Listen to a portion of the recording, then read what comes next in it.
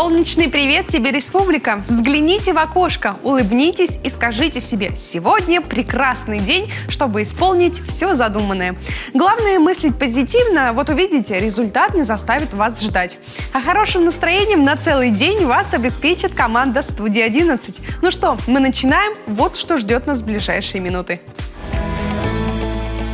Генрих Немчинов в Ульяновском монастыре. Что интересного, узнала этноблогер. Скажи «нет» наркотикам. Как борются с опасными увлечениями в коме. Коми-блогер Генрих Немчинов не перестает удивлять своих поклонников. Недавно Генрих с друзьями отправились в Усть-Куломский район, мужской Троице-Стефано-Ульяновский монастырь. Они провели там 24 часа и узнали много интересного о жизни священнослужителей. Все тайны раскрывать не буду, предлагаю посмотреть фрагмент ролика.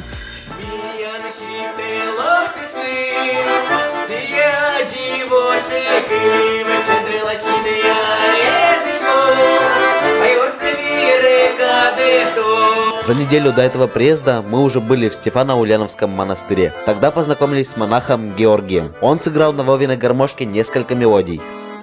Мы вам решили подарить гармошку. Да. Она, конечно, не совсем новая, но в очень хорошем состоянии. Большая! Очень хорошем состоянии.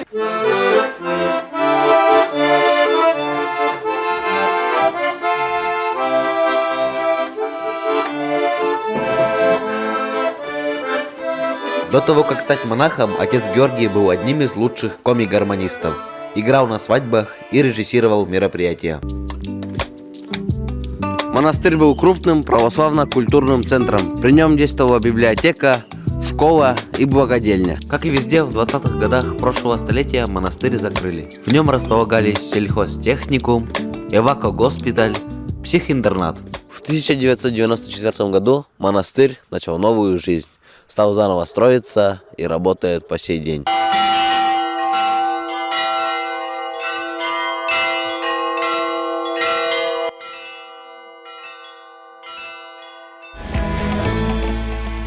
Желание доказать, что он смелый и достоин места в компании, любопытство и интерес – все это причины, по которым ребенок соглашается попробовать запретное вещество.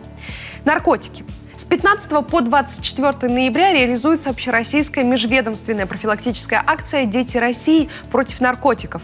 О том, как она будет проходить у нас в Сыктывкаре и в целом республике, поговорим с нашим гостем. Тимофей Юрьевич, здравствуйте. Здравствуйте. Вот «Дети России», я так понимаю, эта акция проходит каждый год. Расскажите, насколько она эффективна? Да, у нас комплексная оперативно-профилактическая операция «Дети России-2021». Она проводится в 2 этапа. Будет, как вы правильно заметили, проводиться с 15 по 24 ноября. В 2 этапа. Почему проводится? Потому что один раз мы проводим весной, другой раз осенью.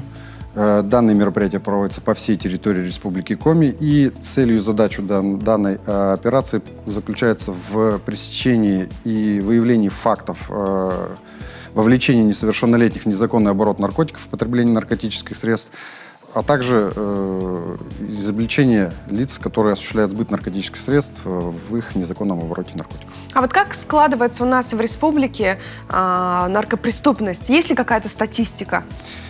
Наркоситуация на территории Республики Коми остается стабильно напряженной. Мы фиксируем снижение привлечения к уголовной ответственности несовершеннолетних фактически в 2 раза. Это 9 лиц против 18. Однако особую озабоченность вызывает тот факт, что 7 деток из 9 причастны к совершению преступлений, особо тяжких преступлений, то есть связанных со сбытом наркотических средств в составе организованных преступных групп. А вот кто эти дети? Как правило, они из неблагополучных семей или же, как правило, таких категорий нет? Преступления совершают и как детки, которые из благополучных семей, также несовершеннолетние, которые состоят на учетах в органах Министерства внутренних дел. В общем, следить за всеми детьми обязательно, нужно. Обязательно. Да, вернемся к акции «Дети России». Расскажите, какие мероприятия будут проводиться на территории республики? Мы активно будем взаимодействовать со всеми субъектами профилактики. Это Министерство здравоохранения, Министерство образования, органы исполнительной власти и местного самоуправления. В акции также будут принимать участие общественные организации и волонтерские объединения. В рамках данной операции мы будем проводить рейдовые мероприятия по местам досуга несовершеннолетних и молодежи. Будем фиксировать факты злоупотребления наркотическими средствами, а также факты сбыта либо хранения наркотических средств. Кроме того, совместно, опять же, со всеми субъектами профилактики мы будем проводить профилактические мероприятия. В учебных заведениях, то есть это лекционные мероприятия, беседы, круглые столы. Опять же, хотелось бы, конечно, отразить, что данные все мероприятия будут проводить с соблюдением антиковидных мер. Какие советы можете дать родителям, которые должны беречь своих детей от этого? Ну, в первую очередь смотрите за своими детьми, разговаривайте с ними. Ребенок должен быть занят постоянно, то есть участвовать в внеурочных кружках, спортивных секциях. Ну, в крайнем случае, в конце концов, помогать родителям по дому. Родители должны внимательно и правильно реагировать, своевременно реагировать на резкое изменение в поведении ребенка. Должно вызывать опасения резкое появление у ребенка необоснованных крупных сумм денежных средств. Ну и самое главное, на мой взгляд, это контроль за электронными гаджетами своих детей. Чем раньше родители установят специальные программы родительского контроля на гаджеты ребенка, тем проще будет ребенку принять те ограничения, которые будут ему поставлены. Тимофей Юрьевич, спасибо большое вам за советы и надеюсь, что в республике наркоситуация снизится к нулю. Спасибо большое. Вакцинироваться или нет? Вот в чем вопрос. Так много разных мнений об этом способе защиты от вируса невежества. Друзья, не читайте советы диванных мыслителей. Доверяйте советам только опытных врачей. Еще один вопрос о вакцинации мы задали специалисту. Смотрим.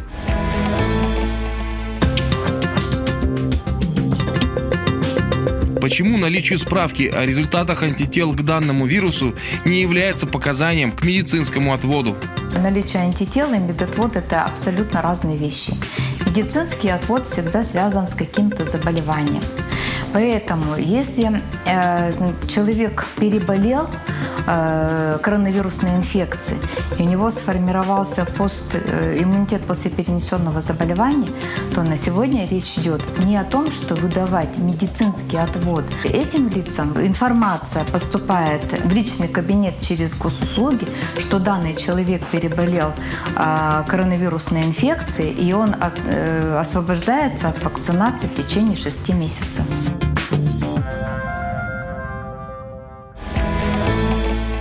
В мире бесконечно можно смотреть на 3 вещи. На огонь, воду и на то, как с аппетитом ест ребенок. С этим любая мама согласится. Порой детки нас удивляют, радуют, вдохновляют, а еще могут рассмешить своей непосредственностью. На просторах интернета я нашла ролик, который точно не оставит вас равнодушным.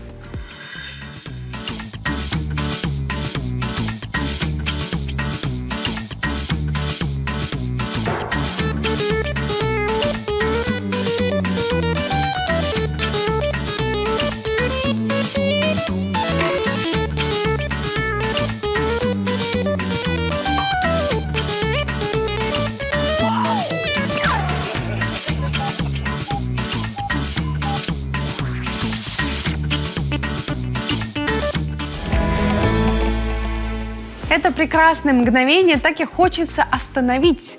Но, к сожалению или к счастью, мы не волшебники. Будем наслаждаться каждой минуткой. Предлагаю выдохнуть и встретиться во второй части нашей программы. Это будет совсем скоро. Не скучайте.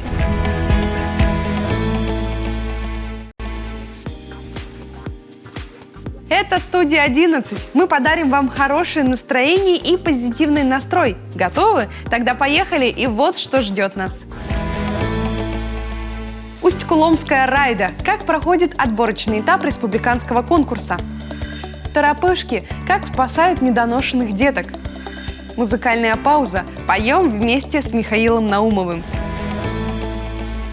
Мороз и солнце, день чудесный. Так и хочется читать эти знаменитые строки Александра Пушкина, когда смотришь серию фотографий Марии Юркиной. Это невероятная сказка. Посмотрите внимательно на эти фото. Что вы слышите? Я, например, хруст снега, ветерок, даже проходит дрожь по спине. Какие чувства вызывают у вас эти хрустальные кадры?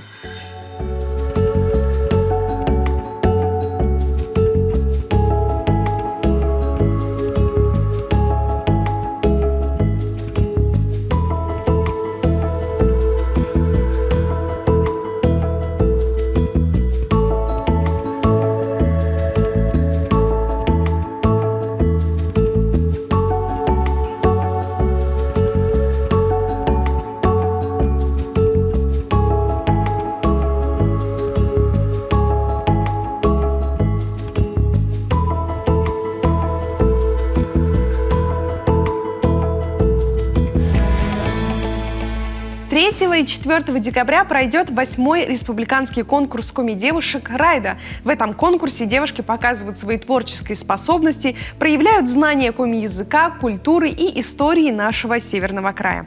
Сейчас бурно проходят отборочные этапы. Мы решили узнать, как это происходит в Усть-Куломе. Уже завтра члены жюри Усть-Куломского района определят победительницу, которая представит себя на республиканском уровне. С нами на связи режиссер Ирина Гулько. Ирина, здравствуйте. Да, здравствуйте. Думаю, у вас сейчас очень творческая и состязательная атмосфера. Скажите, участницы волнуются и вообще сколько их? Раз в 2 года у нас проходит районный конкурс «Райда». Конечно, у нас девушки волнуются, очень ответственно всегда каждый раз подходят к этому мероприятию. На сегодня заявились у нас 7 участников-конкурсанток. И жюри, я думаю, будет сложно все-таки выбрать достойную кандидатку, ведь каждая из них заслуживает шанса на победу. В этом году в каком формате будет проходить отборочный этап? В этом году у нас будет проходить в офлайн-режиме, то есть со зрителями, как и полагается, ну и по нынешним современным правилам по QR-коду. Ну вот знаю, что усть-куломские красавицы практически всегда уезжали с победой с республиканского конкурса. Вот расскажите, в чем секрет вашего успеха? Усть-Кулом, признавайтесь. Ну, усть-куломские, да, девушки многократно становились победителями на конкурсе «Райда». Но мне кажется, что все девушки республики, в принципе, достойны этого звания. Просто нашим больше, как говорится, улыбается удача. Вот и весь секрет. Ну, а на этот раз вы настроены на победу? Однозначно, однозначно. Мы будем бороться за титул «Райда». Это уже у нас, как говорится, принцип, поэтому мы не имеем права отставать от этого. Ну что ж, всем желаем удачи, творческих успехов и чтобы победила лучшая. Усть-Кулому привет! Спасибо большое. Мы тоже надеемся, что все пройдет благополучно. Преждевременно рожденные дети нуждаются в специальной медицинской помощи. Современные технологии помогают выхаживать деток, пока их внутренние органы не дозреют в достаточной мере. Сегодня у нас в студии те люди, которые помогают маленьким ангелочкам и поддерживают добрым словом их мам. Андрей Вадимович, Валерия, здравствуйте. Андрей Вадимович, первый вопрос к вам. Расскажите, достаточно ли оборудования для того, чтобы поддерживать жизнь таких маленьких ангелочков? В нашей республике, в тех учреждениях, которые находятся в Сыктывкаре, традиционно на приличном уровне оснащение техническое тех учреждений, которые ответственны за работу с новорожденными и с недоношенными детьми. Международный день недоношенного ребенка, я напомню, до 17 ноября. Конечно, стоит отметить, что парк, то есть количественно, обеспечение оборудованием удовлетворительное, поэтому никаких страхов принципиального характера, конечно, у будущих мам быть не должно. Парк этого оборудования, он в значительной степени, будем так говорить, морально устарел, не стоит скрывать. И сейчас предпринимаются определенные меры, составлены программы. Будем надеяться, что нам удастся с этим справиться. Недоношенных детей становится все больше или меньше? Вот по статистике есть какая-то?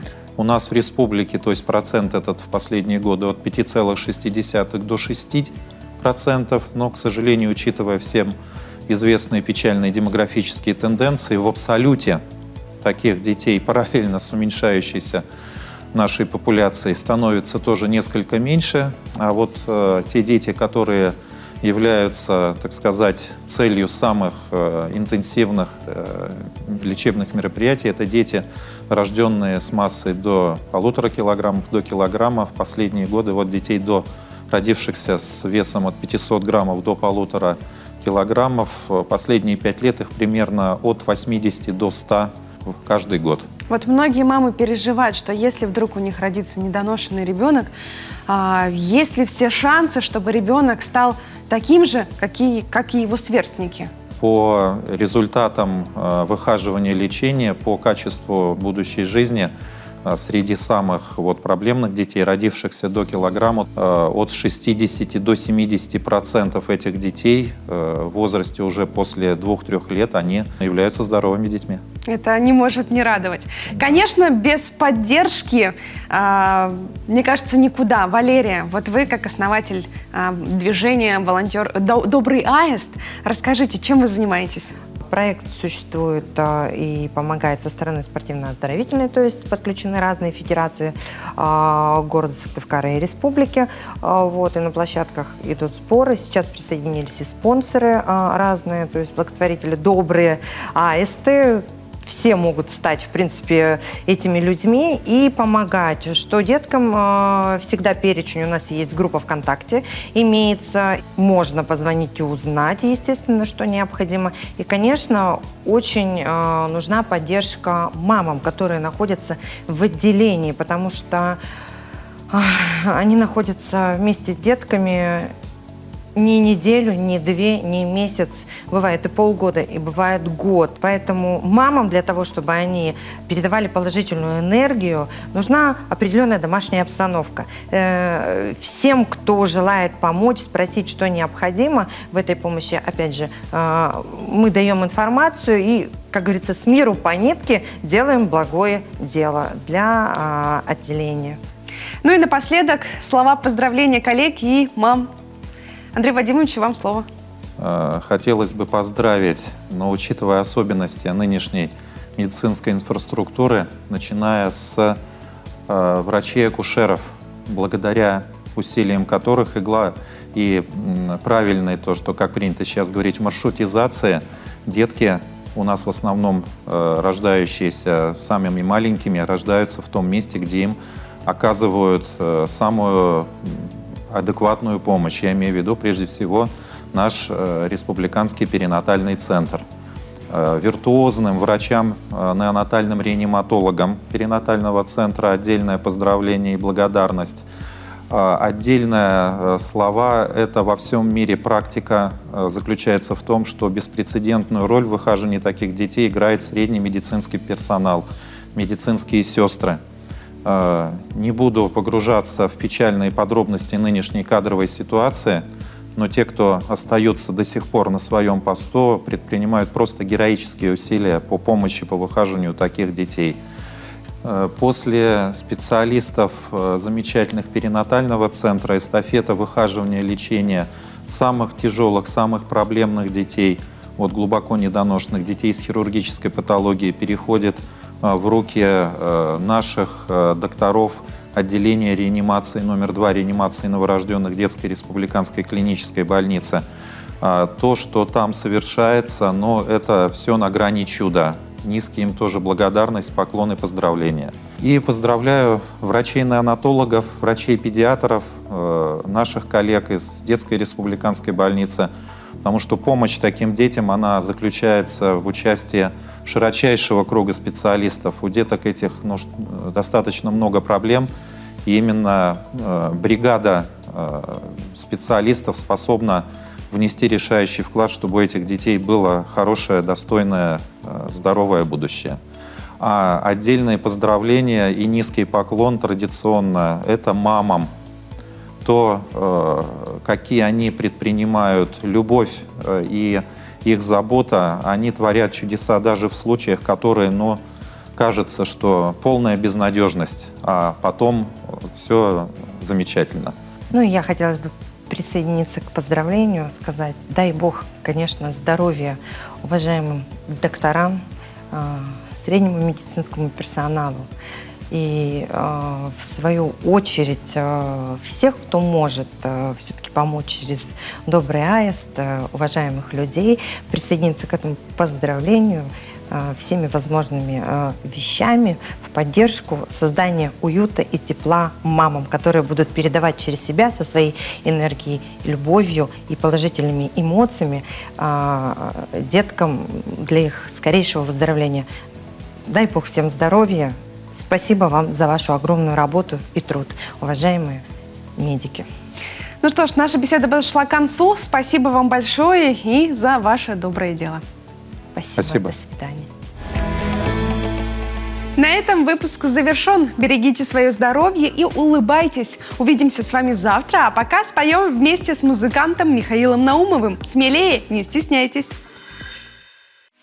You got me struggling like a puppet, hanging on the thin red line. You got me covered in your loving, stuck here in my love sick time.